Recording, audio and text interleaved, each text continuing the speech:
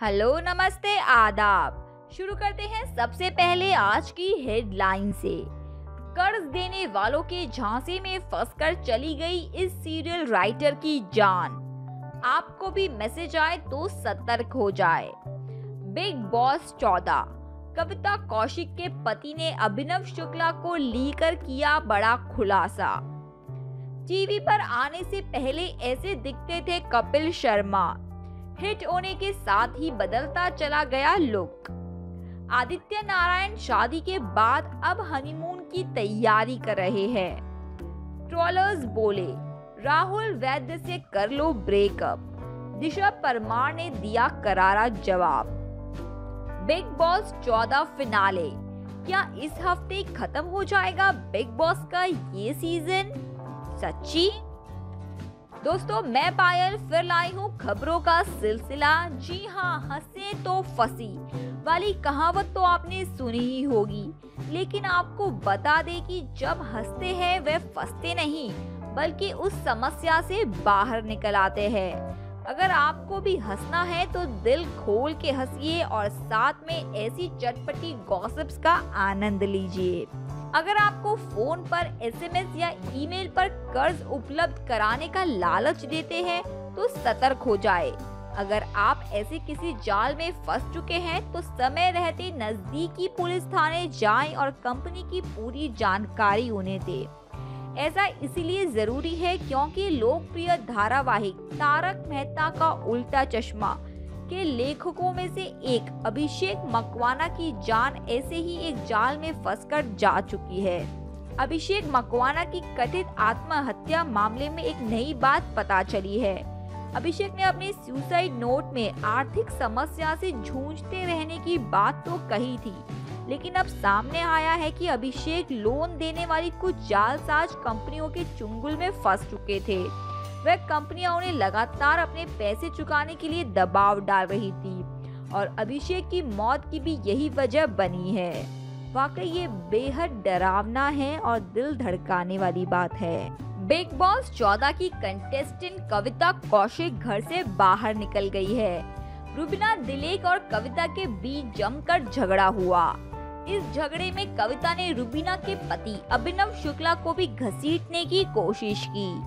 उन्होंने इशारों में कहा कि ऐसा कुछ हो जो रुबीना नहीं जानती हो। अब जब कविता बाहर हो चुकी है तो उनके पति रोनित ने ट्विटर पर चौंकाने वाले खुलासे किए। यहाँ रोनित ने किसी का नाम तो नहीं लिया, लेकिन उनके ट्वीट से जाहिर है कि वे अभिनव शुक्ला के बारे में कह रहे हैं। उन्होंने लिखा कि अब सच्चाई यहाँ बताना चाहता हूँ। इतने जेंटलमैन भी नहीं हैं जिनकी हम बात कर रहे हैं। उन्हें शराब के नशे की समस्या है। शराब के नशे में धुत होकर के कविता कौशिक से बात करने की और उन्हें गलत वक्त पर मिलने के लिए बुलाने के लिए रात भर मैसेज किया करते थे। इतना परेशान करते थे कि वह कई बार पुलिस भी बुला चुकी है। क्या पता अब कौन सच बोल रहा है और कौन झूठ, ये तो वक्त ही बताएगा। अब बढ़ते हैं आगे और बात करते हैं कॉमेडियन कपिल शर्मा की। जी हाँ, कपिल शर्मा ग्लैमर इंडस्ट्री की मशहूर हस्तियों में से एक है। वह हमेशा अपनी कॉमेडी से हंसाने में कामयाब तो रहते ही है। अब उन्होंने अपनी ट्रांसफॉर्मेशन लुक से भी सभी को हैरान कर दिया है। सामने आई तस्वीरों में कपिल काफी स्लिम और हैंडसम लग रहे हैं। कपिल ने जब से अपना कॉमेडी का सफर शुरू किया है तब से लेकर अब तक उनके लुक में काफी बदलाव आया है। तो चलिए उनकी कुछ पुरानी तस्वीरों पर नजर डालते हैं। कपिल शर्मा का वजन लगभग 92 केजीज तक पहुंच चुका था, लेकिन लॉकडाउन में जब उन्हें समय मिला तो उन्होंने अपनी फिटनेस पर पूरा ध्यान दिया। नतीजा ये रहा कि अब कपिल का वजन 92 किलो से 81 केजीज हो चुका है। कपिल ने अपनी इंस्टाग्राम पर हाल फिलहाल की कई तस्वीरें साझा की है। रियल में कपिल अब बहुत ही हैंडसम लग रहे हैं। आदित्य नारायण अब शादी के बाद हनीमून की तैयारी कर रहे हैं। आदित्य ने बताया है कि वे अपनी हमसफर श्वेता अग्रवाल के साथ एक नहीं 3 जगहों पर हनीमून मनाने वाले हैं।